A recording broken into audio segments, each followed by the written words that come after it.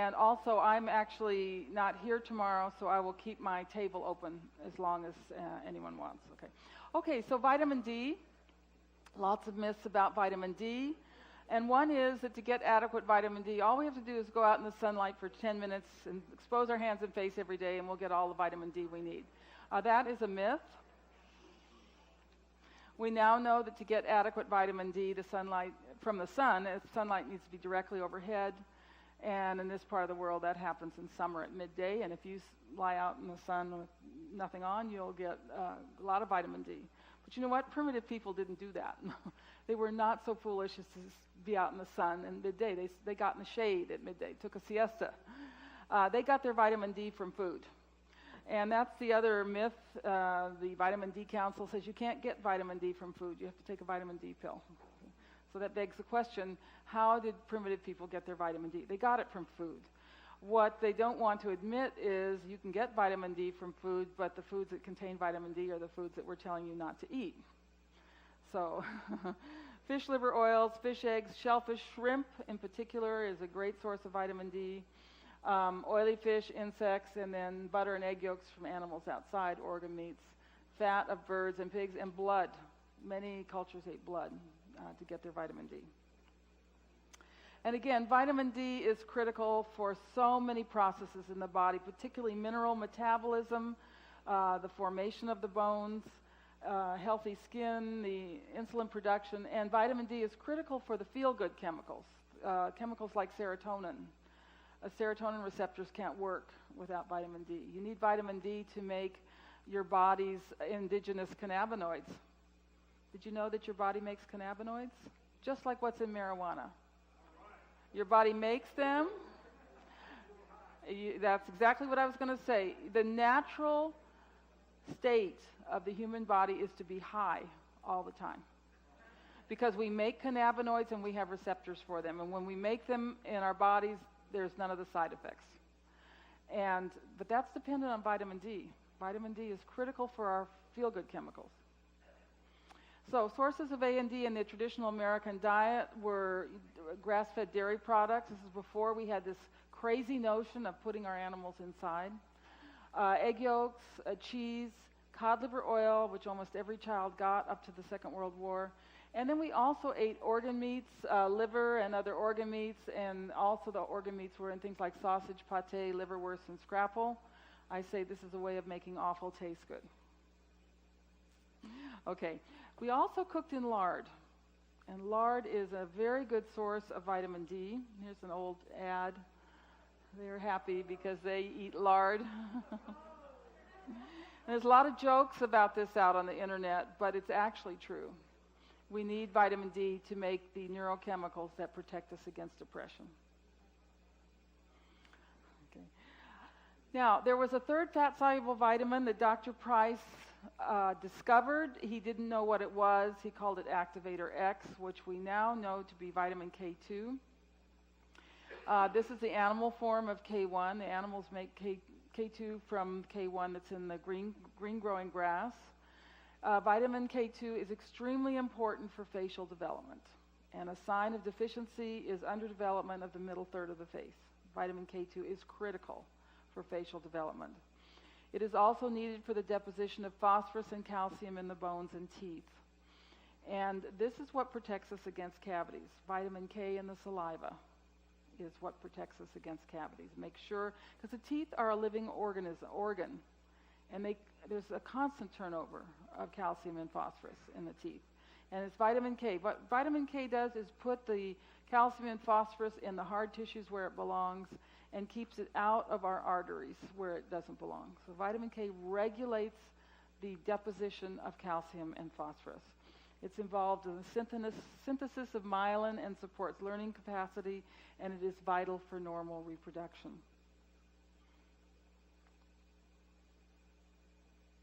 So, vitamin K, Weston Price was able to halt tooth decay with cod liver oil plus what he called X-factor butter oil. This was centrifuged butter. It was an oil taken from butter from cows eating rapidly growing green grass. So there was A and D in the cod liver oil and vitamin K in the butter oil. He found that the X factor influenced the qualities of the saliva, making it phosphorus donating and reducing acidophilus to 0 and raising the pH of the saliva. Of all the organs in the body, vitamin K exists in the second highest concentration in the salivary glands. The highest concentration is found in the pancreas. Dentin is unique among the tissues of the teeth for its expression of osteocalcin, a vitamin K-dependent protein, better known for its role in organizing the deposition of calcium and phosphorus salts in the bones, but also does this in the teeth. These three vitamins work together. This is why we don't take them as isolated vitamins. We get them from food, and fortunately they tend to exist in the same foods. Vitamins A and D tell cells to make certain proteins, and then vitamin K activates these proteins after the signaling from A and D. Vitamin A in particular is the #1 signaling protein in the body, signaling vitamin in the body. I added this slide. It's not in your printout. So vitamin K, supported by A and D, prevents the growth plates from closing prematurely. So we all know that we have growth plates in all our long bones, in the arms and the legs, and you want to keep those open as long as possible so you get as much growth as possible. So you get as tall as possible in your children. And there's a growth plate in the maxilla too. So the maxilla is going to grow this way, and the bones are going to grow that way if there's plenty of vitamin K in the diet. And they will not close over. Once they've closed, you can't get any more of that growth, or that's what they say anyway. Once that's closed over, you want to delay that closing over. So the children will grow strong and they'll have the broad facial structure. And by the way, this slide is different from what's in your book because we've just gotten some results back from testing. So food sources of vitamin K, really high. We had some bear fat and had that tested. It was very high in vitamin K. And bear fat was a sacred food among the American Indians, particularly valued for reproduction. If a couple could not get pregnant, they went on the bear fat diet. They ate nothing but bear fat for a month, and that always solved the problem. Vitamin K is formed by fermentation, and it is in a fermented soy food called natto, which is definitely an acquired taste. The best sources in the Western diet are duck liver and goose liver, goose fat, duck fat. These were just off the charts. We just got some results back from vitamin K testing. And aged cheeses. So this is what needs to be in our diet to get lots of vitamin K. But it's also in egg yolks, butter, chicken liver, fatty meats. It's in the fat. It's always in the fat. And it's actually in fermented foods like sauerkraut. I consider the cow a sacred animal. I think of it as a step-up transformer. That cow is eating grass all day long in the sunlight, and it's converting these into vitamin A and vitamin D, storing them in the fats, the organ meats, and especially putting them in the butter fat. Same with the chickens. When they're outside eating green grass and in the sunlight, there will be a lot of vitamin A, a lot of vitamin D in the egg yolks, not the whites, but the yolks. The efficient industrial confinement model is not only very cruel to these animals, it is cruel to us because the nutrients that our bodies expect to get from these animals are not there anymore, or they're there in much lower amounts. This, by the way, is organic. This is the organic model. Cage-free, free range. That's cage-free, free range. Yeah. You want pastured chickens, and that's what our chapter leaders can help you do. Pardon me? That's cage-free, free range. Yeah. It's not outside. They're not outside. We've done some preliminary studies. We found 8 times more D and 2 times more A in the pastured egg compared to the supermarket egg. We found 10 to 13 times more A and 3 times more D in butter made from cows on grass than butter made from cows in confinement. We found 12 times more vitamin D in lard from pastured animals compared to conventional. So you see what's happened by putting our animals inside. Even if we are still eating these foods, we're not getting the fat-soluble vitamins that we need to from them. We found, in one test, we found 1,100 international units of vitamin D in 1 tablespoon of grass-fed lard. So there's the solution to our vitamin D deficiency problem. Cook in lard. And I like to say, what a friend we have in cheeses. Aged raw cheese from pastured animals is a complete food. It's got everything: calcium, phosphorus, A and D, even vitamin C, all the minerals, and it's the best source of vitamin K2 in the Western diet, and kids love cheese. Dr. Price used a combination of high vitamin cod liver oil and high vitamin butter oil. He found that if he just gave cod liver oil alone, he did not give good results, but if he gave the two together, so you got the combination of A and D plus the K, he could actually remineralize teeth. He treated bone and growth problems, arthritis, and many other diseases with this combination. Now, the butter oil is expensive, and I always say, take the cod liver oil. At least make sure you're eating lots of good butter in your diet and getting the vitamin K from other sources. How much cod liver oil do we recommend? A maintenance dose is cod liver oil that gives you 10,000 A and 1,000 D, and we double that for pregnancy and lactation. For recovery from illness or surgery, you can go very high, but for a short period. You don't want to take that much cod liver oil for a long period.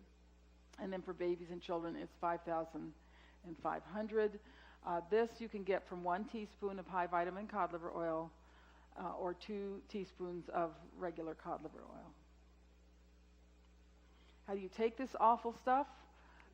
Not on a spoon. It's kind of the combination of the oiliness and the fishiness is just a little bit too much.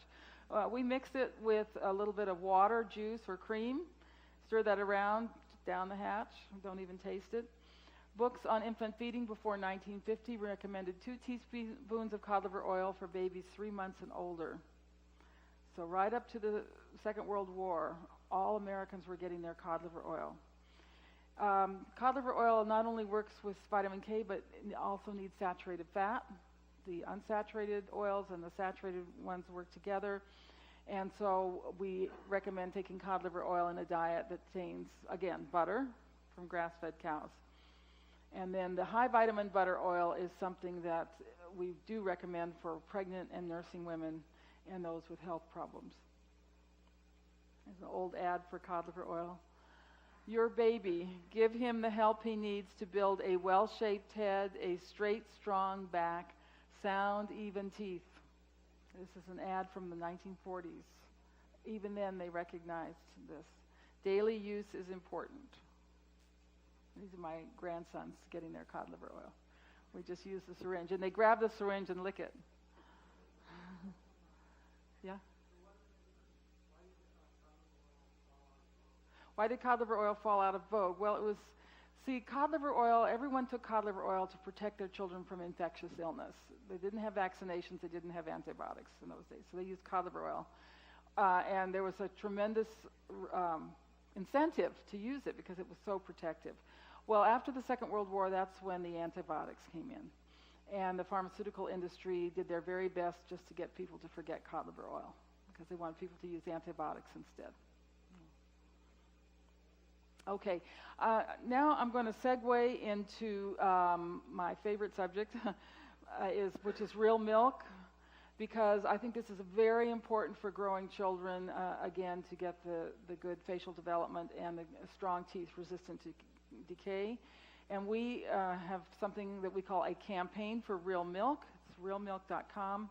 It's a project on the Weston A. Price Foundation. So what do we mean by real milk? We mean full fat, unprocessed, pasture-fed. And of course, the most controversial part of that is the raw, the unprocessed. We recommend raw milk. And of course, our government says raw milk is extremely dangerous, inherently unsafe, and should never be given to pregnant women or growing children. And these are exactly the people who should be drinking raw milk. We recommend a quart of whole raw milk a day for pregnant women, and that babies be weaned. Of course, they start off with breast milk. That's raw milk, right? Breast milk is raw, and then they transition into raw milk. But raw milk is actually uniquely safe. Consider the calf born in the muck, which then suckles on its mother's manure-covered teat. What a terrible system nature has devised. How filthy, you know. How can that calf possibly survive? How does any mammal survive a system that's so dirty?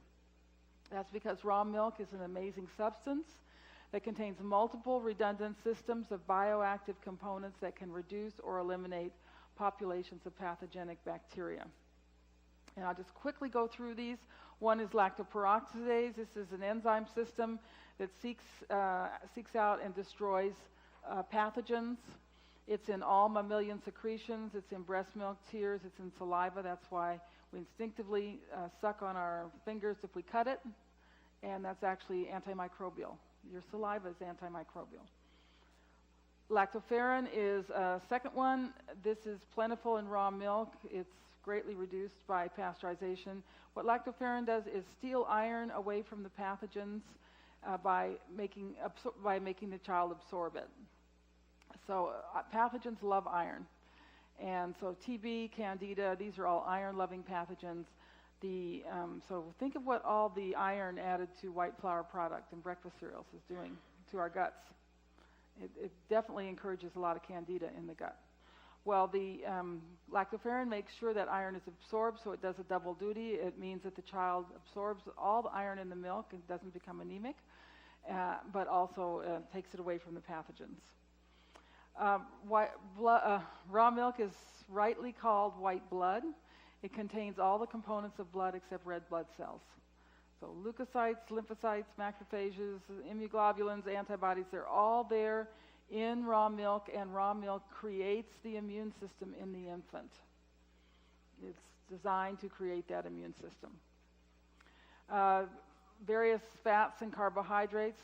One is oligosaccharides. Now, when oligosaccharides were discovered in milk, the scientists said, oh, nature must have made a mistake because humans cannot digest oligosaccharides, especially babies. They can't digest oligosaccharides. Well, then it turns out that oligosaccharides are the ideal food for good bacteria in the gut. So nature didn't make a mistake at all. Medium-chain fatty acids, these are in the fat part of the milk. They're very important antimicrobial components of the milk. And many other bioactive components that help build a healthy gut wall, that keep the bacteria and viruses from adhering to that. The more we look at milk, the more we discover what an amazing substance it is. Beneficial bacteria, bifidus factor, which promotes the growth of beneficial bacteria. B12 binding protein ensures that the infant absorbs 100% of the B12 in the milk, but also takes the B12 away from harmful bacteria.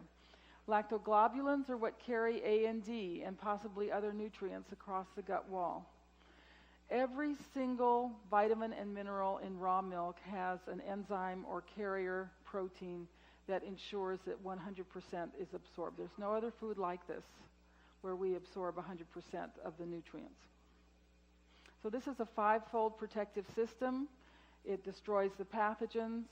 It creates and stimulates the immune system, makes sure that the gut wall is built properly, prevents absorption of pathogens and toxins, and ensures the assimilation of all the nutrients. It's just a fantastic food. And it's particularly important food in America where there's so many temptations. And we just don't eat a lot of organ meats and fish heads and it's hard to get really nutrient-dense animal foods. And that's why raw milk is such a great protective food for growing children. Goat milk is good, but there's not a lot of B12 or folate in goat milk, so you have to kind of supplement. Yeah. You know what? I'll do questions at the end because otherwise I'm never going to finish. So this is, they're all active in breast milk. They're all active in raw milk. This is what happens when you pasteurize. And this is ultra-high temperature pasteurization. Most organic milk is UHT. It's really indigestible, and this is infant formula. So if pathogens do get in, they proliferate. If pathogens get in raw milk, they're killed. They're killed by the various components. And really, it is not dairy that is causing a lot of foodborne illness in this country. It's mostly these other foods. I'm going to go quickly. There have been many outbreaks from pasteurized milk, some of them causing death. We had 3 deaths in Massachusetts in 2007 from pasteurized milk. The great decline in infectious diseases is often credited to the pasteurization of milk, but these first pasteurization laws came in right here. So you can't take credit for the decline in disease.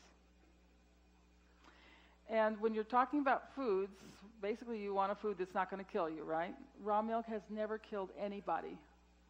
In all these years of people drinking raw milk, there have been no deaths from raw milk. There's 15 deaths a year from oysters, raw oysters. We can still buy raw oysters, right?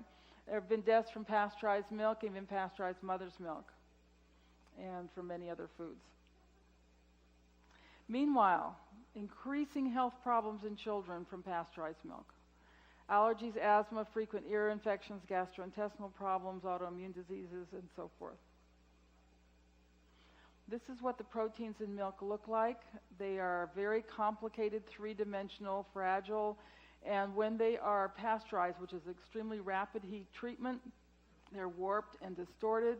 The body does not recognize them as being friendly, and it has to mount an immune response. So a child drinking a lot of pasteurized milk, you're putting a tremendous strain on that child, on its digestion, because it has to mount an immune response with every glass of milk.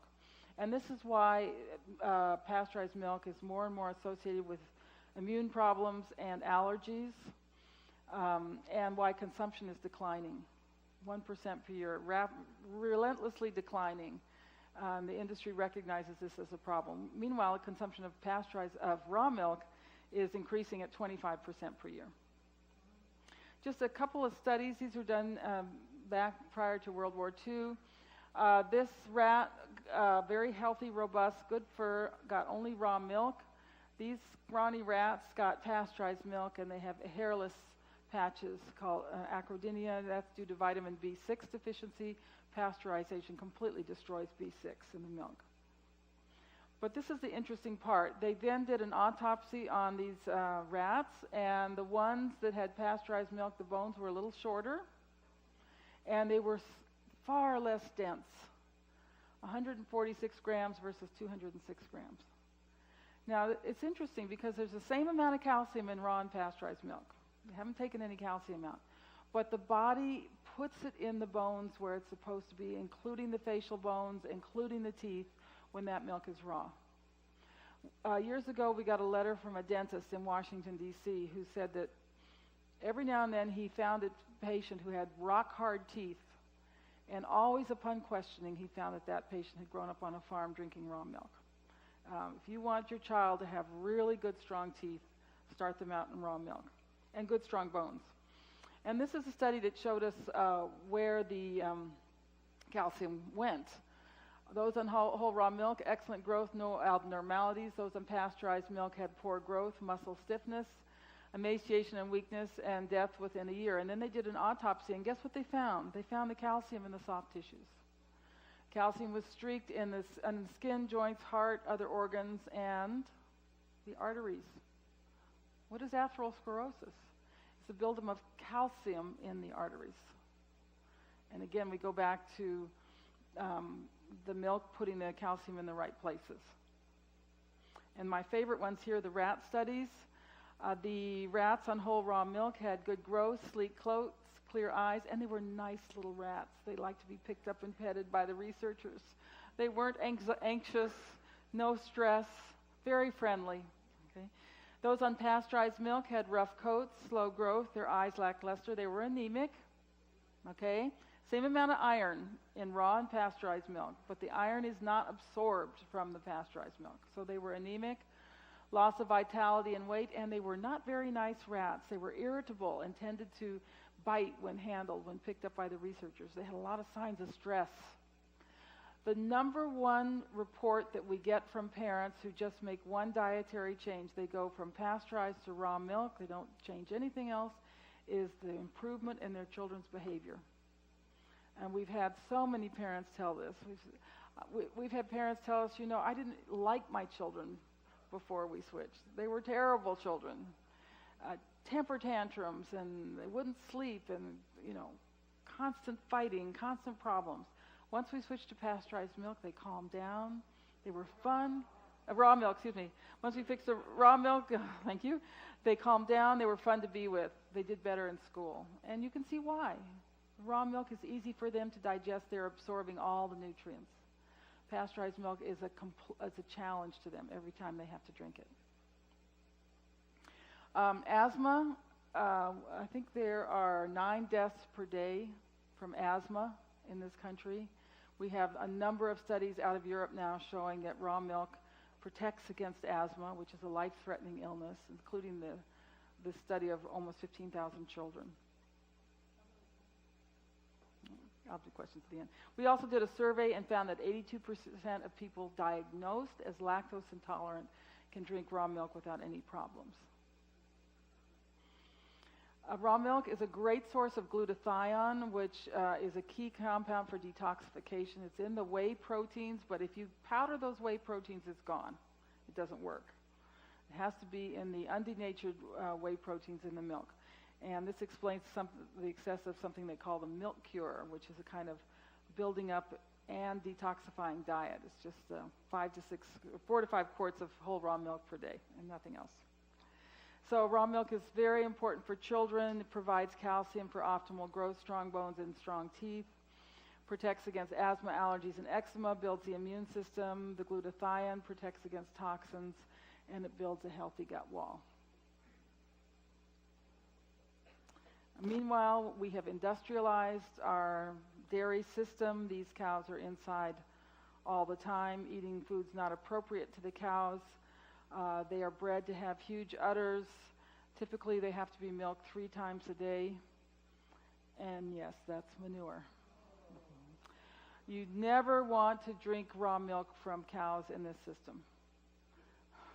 You only drink raw milk from cows on green grass. And one of the things, how many of you have access to raw milk and consume it now? Great, okay. Want to find raw milk? Call your local Weston A. Price chapter leader. I guarantee you they will have a source for raw milk.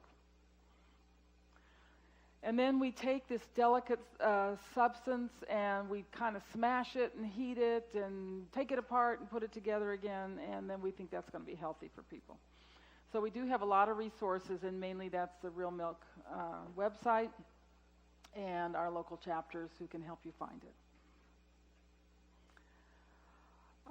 Okay, so just a few other things about traditional diets. I'll just go as long as I can. Lots of enzymes in traditional diets, and these enzymes are in the food, and they aid in our digestion. Every single traditional culture has fermented foods rich in enzymes, and they are valued for giving you a lot of strength and stamina and energy. And that's because the enzymes in foods kind of relieve our body from having to produce a lot of digestive enzymes and give us more energy overall. Let's see what's happened here. Okay. The other thing we get from fermented foods is lots of beneficial bacteria. And we've all seen this amazing paradigm shift just in the last 10 years. The old paradigm, a healthy human body is sterile and microbes attack it and make us sick. We now know that we live in symbiotic relationship with microorganisms, and that we're supposed to have 6 pounds of healthy bacteria lining the digestive system. It creates a very beneficial biofilm that is 85% of our immune system, protects us against toxins, actually creates nutrients, and now the latest discovery is that this biofilm creates a lot of feel-good chemicals, including those cannabinoids that should make us feel high all the time. So without good bacteria, we are dead. And so this is why we recommend the lacto-fermented foods. These are rich in enzymes, rich in healthy bacteria. A recent study found that there is more healthy bacteria in a small serving of sauerkraut than in a whole bottle of probiotic pills. Yeah. And we should be eating these every day. a little bit with our cooked foods. And these recipes are all from my book, Nourishing Traditions. There's a very easy way to make these, and very, very important to include these in the diet. And we now have a lot of beverages available, including kombucha, which is a lacto-fermented beverage. How many of you are into kombucha? Yeah, okay. Great substitute for soft drinks. Absolutely a great substitute. Kvass, that's available commercially and also recipes in my book. Many traditional cultures made sour drinks out of grains. Let's see if I have this picture, especially the Africans. They are the masters of these lacto-fermented beverages. They're sort of non-alcoholic type beers, but they're definitely acquired tastes. They sort of smell like barf a little bit. But I'm really trying to see if I can get a hold of some, because my guess is it'll be very rich in vitamin K, because it's a fermented food. Now, what about grains? Grains are a big topic these days. And a lot of people say, well, we shouldn't eat grains, and certainly grains are causing a lot of problems. Because grains are full of irritants and anti-nutrients and blockers. They contain enzyme inhibitors, which block digestion, phytic acid, which blocks mineral uptake, and many other things that irritate or make them hard to digest, including gluten, which is actually a poison for some people. What did traditional peoples do? Well, they ate grains, but they knew how to prepare them properly. So the herbivore, the animal that lives on grasses and grains, has a complex digestive system with anywhere from 2 to 4 stomachs, and one of those stomachs will be a fermentation tank where they ferment these foods. They can't digest them either. The only way to get at what we need from grains is fermentation. The human stomach is a simple stomach, lots of variations, but we do not have a fermentation tank inside our bodies. So what traditional people did was they fermented the grains outside their bodies. The seeds, including grains, have a kind of plastic coating around them. All these enzyme inhibitors and phytic acid and all of these other components are like a system of preservatives that keep everything inside the seed fresh until it's time to sprout. But you don't want to eat preservatives, even nature's preservatives. So the 4 factors that minimize these preservatives, neutralize them, are moisture, warmth, slight acidity, and time. And here's a good example. This is a Cherokee woman making the typical Cherokee bread, which was cooked cornmeal that was wrapped in a corn husk and allowed to ferment for 2 weeks. That was the original tamale. It was a fermented food. Then they took that fermented cornmeal and patted it into a little cake and put it on a hot rock to make tortilla. The original tortilla was a fermented food. Or they took the fermented cornmeal and put it in water and made a fermented beverage with it. Unfortunately, this is how most of our grains are prepared today. Does anyone know what this is? This is an extruder, and this is what's used to make breakfast cereals. So the breakfast cereals are made into a paste and forced out this hole, a tiny hole, with these wings closed at very high temperature and pressure. And depending on the shape of this hole, you get a Cheerio or a cornflake or shredded wheat or puffed grains. Let's see. Let's go back a minute. So the cereal industry is very powerful. It's a huge profit margin in these cereals. You know, a box of breakfast cereal costs about $5. There's 1 penny's worth of grain in that breakfast cereal. So it's a huge markup for them. And so they're very powerful, very wealthy, and they have convinced the FDA that there's no difference between an extruded grain and a regular grain. And they've made sure that there have been no studies on this. There's actually no studies published in the literature about the effects of extruded grains on our health. But I know of 2 unpublished studies. One was discovered and described by Paul Stitt in his book, Fighting the Food Giants. He worked for a cereal company, and he found that they actually had studied the effects of these extruded grains, but they locked the study in their file cabinet, and he happened to see it. So They had 4 groups of rats. One group of rats just got regular wheat berries, wheat grains. The second group of rats got sugar water and vitamins. The third group of rats got sugar water, and the fourth group of rats got puffed wheat, extruded puffed wheat. Well, the rats that got the regular wheat grains, they lived over a year. The ones on water and vitamins lived for 6 weeks. The ones on sugar water alone lived for 4 weeks. And the rats that got all the puffed wheat they wanted lived for 2 weeks. So there is a difference. There's a difference between the extruded wheat and the regular wheat. The other study was not published, but it was described to me by the man who did it. He had 3 groups of rats. One group of rats got rat chow, the second group of rats got cornflakes, and the third group of rats got the box that the cornflakes came in. The ones on rat chow lived over a year. The ones that got the cornflakes died before the rats that got the box. The last cornflake rat died the day the first box rat died. The rats that got the box died of malnutrition. They just became listless and lay down in their cages and died. The rats that got the cornflakes became very agitated and began running around their cages and biting each other, and they had fits and seizures, and they died of convulsions. So there's something very toxic about these extruded grains.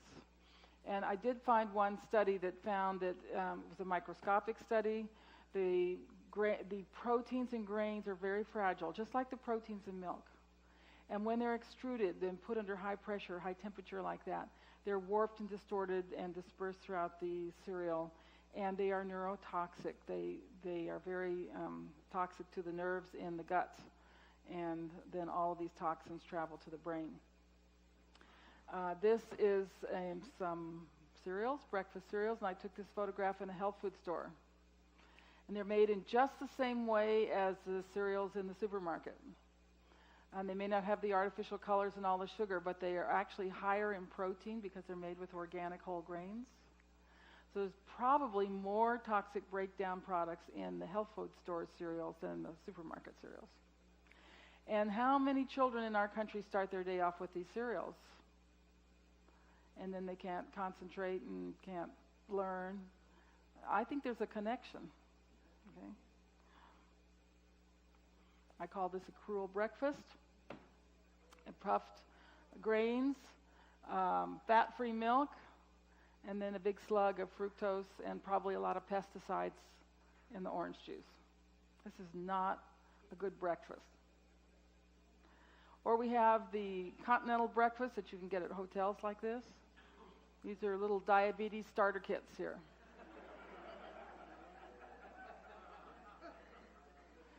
Very important to start off with a good breakfast. And one of the best things about the American diet is our tradition of eggs for breakfast. You can't give a child a better food than eggs. So this is scrambled eggs. We add extra yolks to the eggs because most of the goodness is in the yolks. We add cream. We cook them in lard or bacon fat. These are some leftover potatoes that I've cooked in lard or duck fat. Great breakfast for a child. All those delicious crispy potatoes. This is pastured eggs, fried eggs with some natural bacon, and we put fruit in with the bacon. You know, one of the things you can have in our diet is pineapple cooked in bacon fat. I don't know any other diet where you can have that. You haven't lived until you've had pineapple cooked in bacon fat. So you're getting your vitamin A, your vitamin D, lots of vitamin K, all those good fat-soluble vitamins. Make a smoothie. You make a smoothie with whole yogurt, not skim milk yogurt. Whole yogurt, egg yolks, fruit, and coconut oil. That's a great way to start the day. If you want to have grain for breakfast, if you want cereal for breakfast, we're going to make some oatmeal. We start with our rolled oats, preferably organic. We're going to mix them with some warm water and something acidic, like a little yogurt, lemon juice, vinegar, or this is whey from yogurt. We put these in a container. We add the water, something acidic, and leave it on the counter and let it soak overnight. Moisture, warmth, slight acidity, and time. And while you're fast asleep in your bed with your simple stomach, all that can't digest grains, all these little gremlins in here, the enzymes and the bacteria, are pre-digesting those grains for you. Then the next morning you cook your soaked grains in some water with some salt, and there's your delicious oatmeal. You might want to add something crunchy like nuts. Now, does anyone here like sweet things? Everybody likes sweet things. And we never tell people to completely eliminate sweet things from your diet. You have a sweet tooth in your mouth and it needs to be satisfied. And I can guarantee you, if you have your children and say nothing sweet in this house, they're going to get sweet things somewhere else. So the sweet things should come from their parents. And we're going to use some natural sweeteners like raw honey, maple syrup. This is Rapadura, dehydrated cane sugar juice with all the original nutrients in it. So we add a natural sweetener. And now you have your delicious oatmeal. The minerals have been liberated by the soaking process, but remember, you can't absorb those minerals without your fat-soluble vitamins. Also, you've got a lot of carbs here. You don't want to have a big blood sugar spike. The thing that levels out the release of glucose to the bloodstream is fat. So we want to add some fat to our delicious oatmeal. Some people like cream, some people like butter, some people put both on. I prefer butter, and I put about a half a stick of butter on my oatmeal every morning. But you can put more on if you want to. And if your children are just piling that butter in, let them, they're telling you something. You know, our children today are fat starved. And that's how you eat your bread. You want to see teeth marks in the butter. So again, it should be a sourdough bread eaten with the fat. And once you understand these principles, your body can tolerate grains. Grains provide a lot of good things. So there's no need to limit grains or remove them from the diet, but you have to know how to eat them. So just regarding the fats, we need fats in our diet. I call these the 6 basic good fats and oils. And it's a little different from your picture in your book because it used to be 5, but when I found out about the duck fat being such a good source of vitamin K, I added that. So this is what you should have in your house. Butter, especially grass-fed butter if you can get it, and your chapter leaders can help you do that.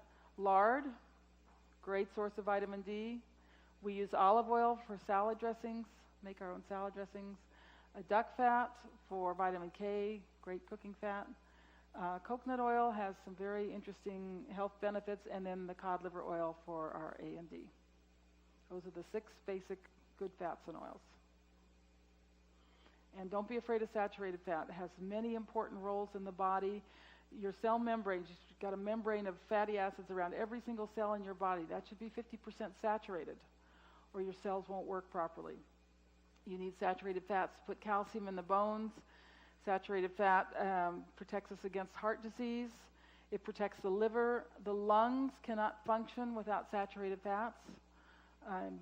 You'll see a lot of asthma and stuff in children who are not given enough saturated fat. The kidneys cannot function without saturated fat. It's critical for the immune system. You need it for your essential fatty acids. You need it for detoxification. Well, don't saturated fats cause heart disease? These are the countries in Europe with the lowest consumption of saturated fat. They have relatively high rates of heart disease. These are the countries in Europe with the highest consumption of saturated fat, and they all have very low rates of heart disease. This is what they call the French paradox. But we have a Swiss paradox, a Dutch, Icelandic, Belgian, Finnish, and Austrian paradox. So all these paradoxes, I think there must be something wrong with the theory. Trans fats, we now know, are very bad. These are the industrially hardened vegetable oils. And our government finally admitted that they were bad, and they came out and said they're just as bad as saturated fats. And nothing could be further from the truth, because the saturated fats have the opposite effects of the trans. The saturated fats, for example, suppress inflammation. The saturated fats encourage inflammation. The immune system, they enhance the immune system, whereas the trans fats depress the immune system. So one of my key messages is don't be afraid of saturated fats. The whole thing is a scam that was perpetrated on us by the industrial oil industry. And of course, this is what the American Heart Disease came out with when they had to admit that trans were bad. Well, they're just as bad as saturated fats. And this is an advertisement by the World Heart Federation comparing butter to razor blades. And then they also had an anti-cheese ad as well. So these are the bad fats. You want to completely eliminate them from your diet. The spreads, the margarines, the liquid oils, all of these bottled salad dressings, and the various products that contain these oils. Read labels. Read labels. This is a good artery, clean and pink. By the way, this is the coronary artery. There's a lot of saturated fat in the heart because that's the preferred food for the heart. This is a damaged artery. This is caused by these rancid oils, these kinds of things. This is what causes the damage in the arteries, and so there's a lot of scar tissue here. It kind of looks like fried chicken.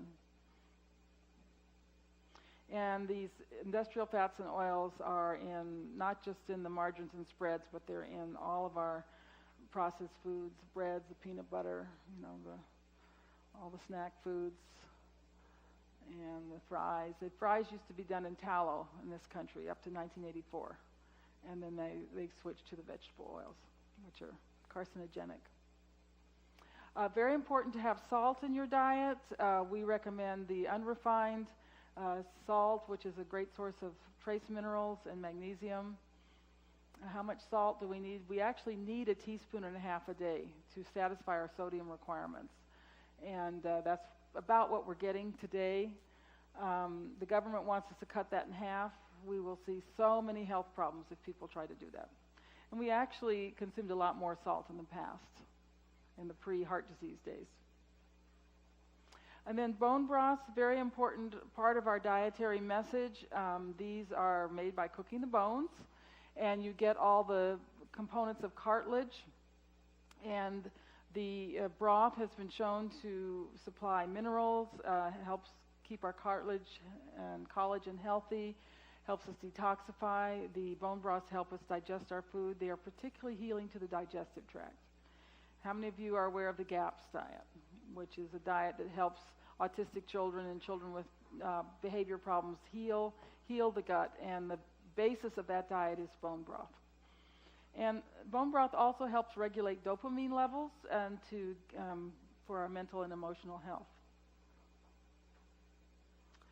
So, diet for dental health, starting before conception: butter and cream, egg yolks, liver and organ meats, animal fats, pastured meats and poultry, cod liver oil, plenty of seafood, raw dairy foods, lacto-fermented foods, properly prepared whole grains, unrefined salt, and bone broth. And that is basically the Weston A. Price diet. It's really a diet for everything, but particularly important when the child is being formed. So the Weston A. Price Foundation was founded to provide accurate information about nutrition. We have no ties to the industry, no ties to the government. We produce a lot of educational materials. I'm very sorry I did not have these here, but if you become a member, you get a whole set of these pamphlets, and they're also great pamphlets to have in your office. We just did one on sugar, on the dangers of sugar, and we also just did one on the dangers of vegetarian and vegan diets. And by the way, we put on a conference every year, every November, and our conference this year will be in Anaheim. So go to our website, and you might want to come to the conference. And our website is just huge. If you are new to our website, there's a place where you can take a tour, and that's where I suggest you start. We have a shopping guide that comes out yearly, and we name brand names of what we recommend in the shopping guide. We have a very colorful Healthy for Life cookbook, which has our dietary guidelines in simple form. And this has also been translated into Spanish, and I think we're coming out in French in that. We have special issues of our journal. By the way, if you're a member, you get a quarterly journal. It's just packed with really cutting-edge information about diet and health. And then we have some special issues, one on healthy babies and one on heart disease. My books from New Trends Publishing, and they're all available at newtrendspublishing.com and online in bookstores everywhere. And this is the new book, the Nourishing Traditions Book of Baby and Child Care. which I do have here, and it outlines this diet: preconception, pregnancy, lactation, and growth. And I have a DVD series. There's actually a much longer version of what I did today. It's about 5.5 hours. And then The Oiling of America is about the whole cholesterol scam. And Dr. Price's pioneering work, Nutrition and Physical Degeneration. How many of you have read it? Wonderful, wonderful. So just a few more of you need to read it.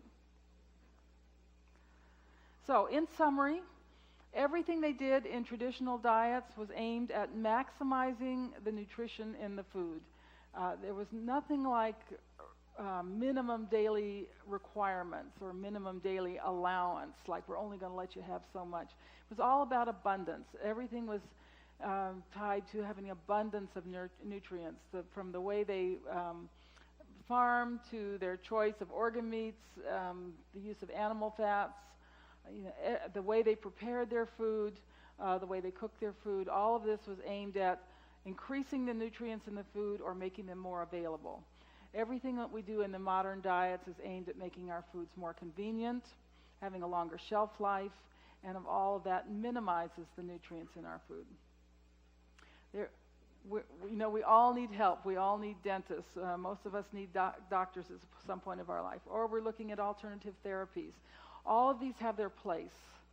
But really the basis of good health is right here, maximizing the nutrition in our food. And then all the other therapies build on top of that. Okay, I think that's everything. Thank you very much. And I'm happy to answer questions. So we have a microphone for questions, and if you'll...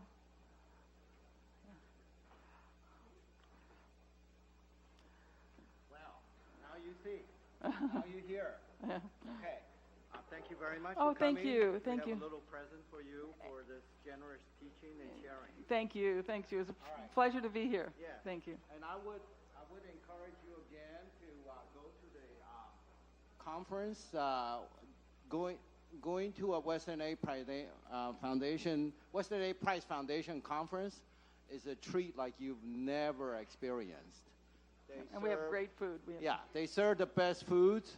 Every meal is a treat. And you get to meet all the vendors and all the suppliers. And it's really living what this teaches. Thank you. Yeah. Brilliant people. You make wonderful contacts there. So thank you again, Sally. Thank you. Yeah. Do you want to have them come up? Or no? Wonderful lecture. Thank you. One thing I'd like to add about the holy cow, there are cultures like in India, they spread cow dung to prevent disease, because when those calves are sucking the nipples, they're also taking the good probiotics that are coming from the manure to protect them. Yeah. So that's where the word holy shit came from. Oh.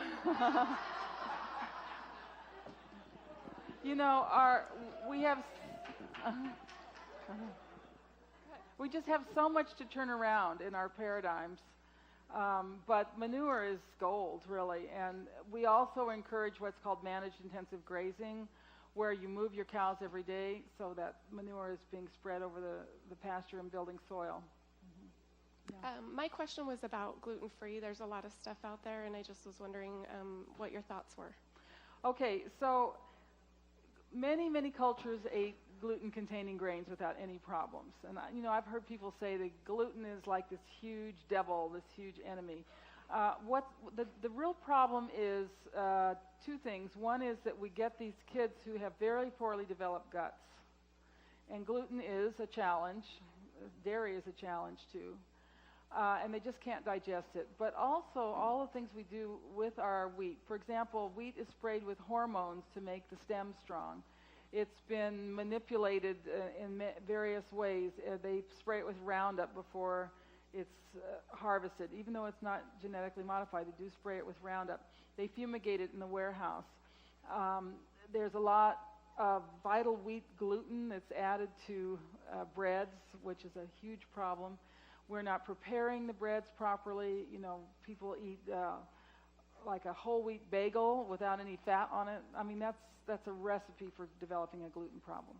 So gluten can be eaten, it can be managed, but we have to know what we're doing. And again, we need to put the fat on it. I'll just tell you one little story. So my first child was a daughter, and I was really into health food and grains and everything. It was long before I discovered all this, and I started her on grains when she was 6 months old. She cannot do gluten. She's really allergic to gluten. My 3 boys, I waited till they were at least a year to introduce the grains, and they have no problem with gluten. So I think one of the problems is introducing grains too early. There's lots of things that it's kind of a perfect storm that's led to this problem with gluten.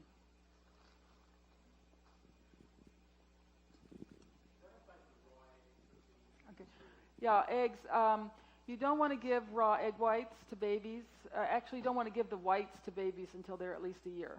And then they should be cooked, yeah. So you start off with the egg yolks, lightly cooked egg yolks, and you discard the white. And then when they're a year, you can start doing things like scrambled eggs and so forth. But you don't want to give them raw. Raw egg whites are very hard to digest. But the yolk is fine. Yolk is fine. It should be a little cooked, I think. Okay. You cook a 3-minute egg and discard the white.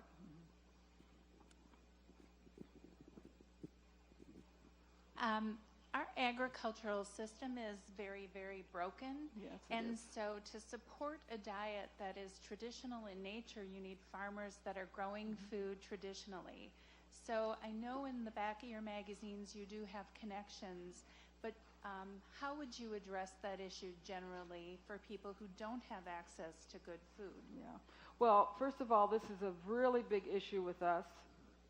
And not only do we have advertisements in the back of our journal, but every single chapter leader that we have over 500 chapter leaders, keeps a list of the farms in their area that are doing things right. So the very first thing is contact a local chapter leader. And many of them have organized food groups where you just go online and you order and you pick up every 2 weeks. And so these foods are quite available, and it's not such a hassle as you might think. But eventually the whole food system is going to have to get back to pasture-raised. It'll take some time, but I think we're really helping that transition. We are creating customers for the grass-based farmer.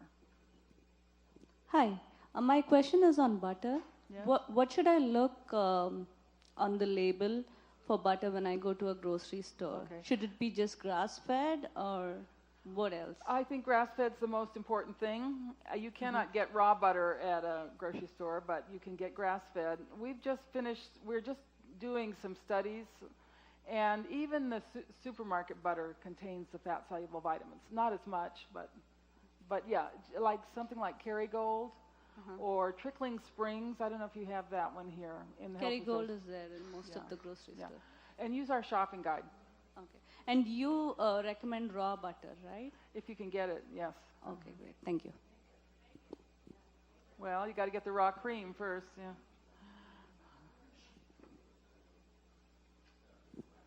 Sally, could you comment on the difference between fish oil and cod oil? I am so glad you asked that question. There's a huge difference between fish oil and fish liver oil, okay? The fish oil is an industrial product. It's just they grind up the fish, they extract the oil, they boil it at 230 degrees for hours. It's rancid, and it is not a source of vitamins A and D. You want the oil that comes from the livers, and there's shark liver oil, skate liver oil, haddock liver oil, cod liver oil. But you want that source of A and D. And they don't have to heat the livers for a long, long time to get the oil out. It's either fermented or it's steamed to get the oil out. So. Could you comment on the Ezekiel bread? What's your position on it? Okay, I think last I checked, the Ezekiel bread had vital wheat gluten in it, which is a shame because otherwise it would be a good bread. But we don't recommend it in our shopping guide because it has the vital wheat gluten, which is, if I eat a piece of bread with vital wheat gluten in it, I have a very bad day. Okay, you guys need to consider joining the Weston A. Price organization seriously, so that you can get on and look at